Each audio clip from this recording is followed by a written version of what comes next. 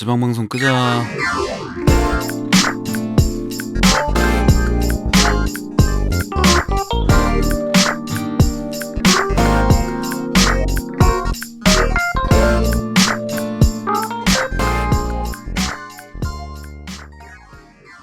당신의 상상을 음악으로. 안녕하세요, 이미지 뮤직의 교무입니다.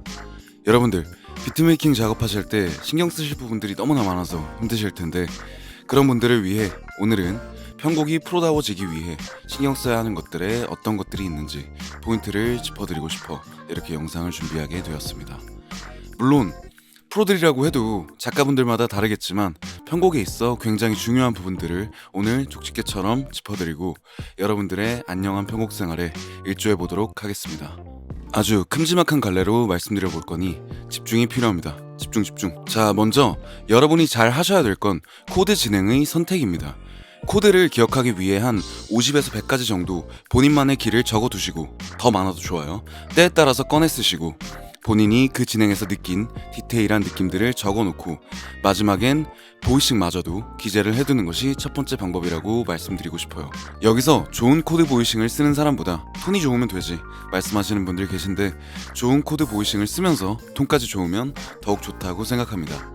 머릿속으로 기억이 가능하시다면 물론 그것도 좋지만 이 영상을 보신 분들은 꼭 기재해서 모아보시는 걸 추천드려요. 참고로 이 작업을 하다 보면 머릿속으로 바로 떠오르는 코드조차도 보이싱조차도 좋아집니다.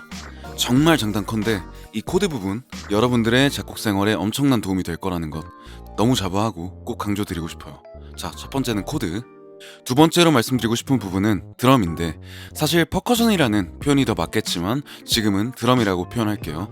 제가 항상 레슨을 할 때 수강생분들에게 드리는 말씀이 있어요. 드럼이 곡의 60~70%이다.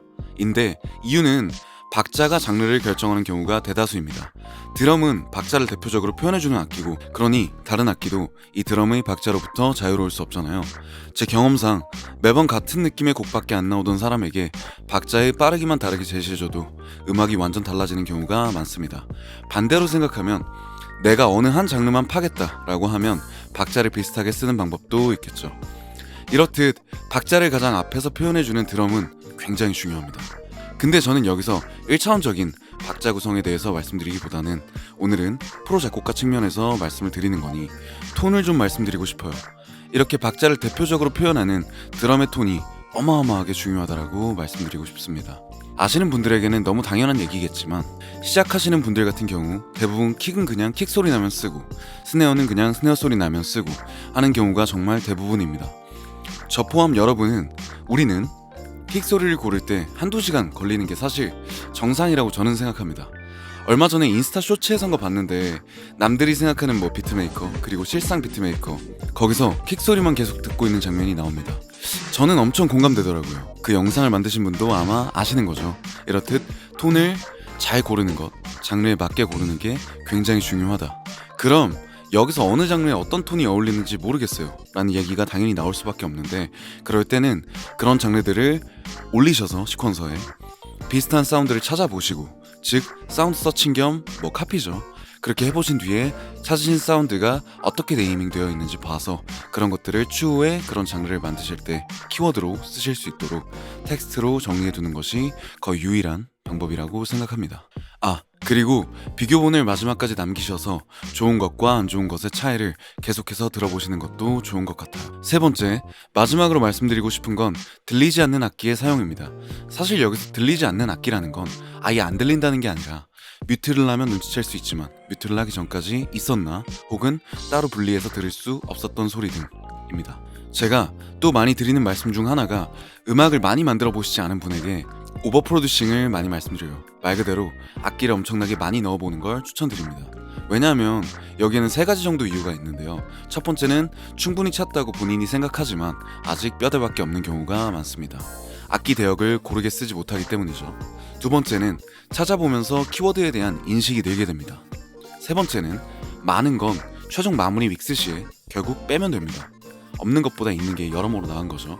즉 들리지 않는 악기라는 건 레벨이 낮아서 들릴 듯 말 듯한 악기들을 말씀드린 것보다 특히 레이어를 추천드리고 싶습니다. 레이어라는 건 쌓다라는 의미입니다. 말 그대로 똑같은 악기를 여러 음색으로 겹겹이 채워보는 거죠. 예를 들면 똑같은 리전, 똑같은 음들을 가지고 피아노와 패드와 신스코드 등 세 개를 레이어해서 써보는 거죠. 물론 옥타브도 바꿔보고 한다면 더 좋고요. 이런 걸 우리는 레이어라고도 얘기하기도 하지만 유니즌으로 쌓는다라고 표현하기도 합니다.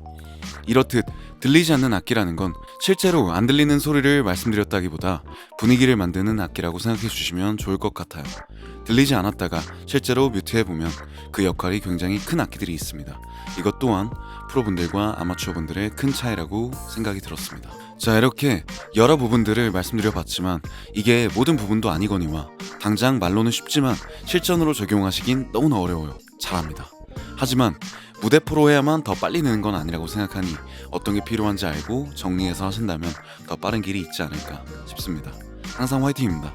매시간 더 재밌는 이야기들로 여러분들을 찾아뵙도록 하고 또 제 인스타 아이디가 영상 마지막 그리고 본문 내용에 기재되어 있으니 언제든 연락 주시면 음향 관련, 본 수업 관련 궁금한 점들 최대한 빠르게 답변 드리도록 하겠습니다. 여러분의 음악 교무실 지금까지 이미지 뮤직의 경호였습니다. 감사합니다.